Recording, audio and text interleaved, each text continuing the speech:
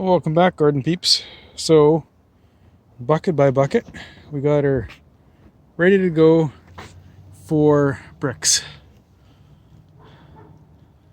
Got that all chopped out, nice and wide, relatively straight. So, about an inch deep of gravel, nice and flat, nice and level. Don't think I showed you before, but there was a huge holly tree here. That ugly one there. And I had to take it out because it was in the way of the wall. So that was operational all morning. These things have spider-like webs.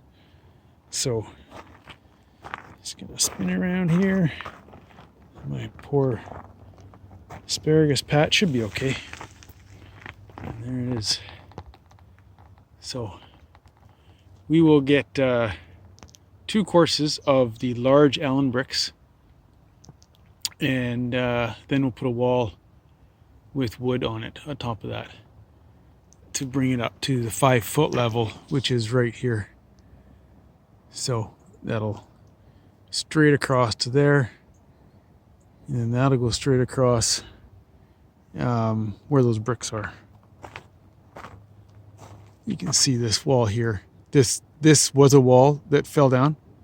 I stood on it and it fell off. So that will be gone.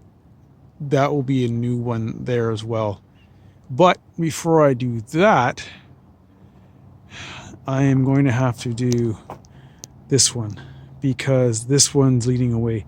There's a big crack in the dirt right here. And when I was trying to clean up the mess that was here, it was already coming down. The soil is super soft. It's just caving in. So that'll be number 2 wall. And then of course there's, you can't really see it. From here, not quite all the way back to the end, more where that trellis is there, up to the front is about 70 feet. That needs to be replaced as well.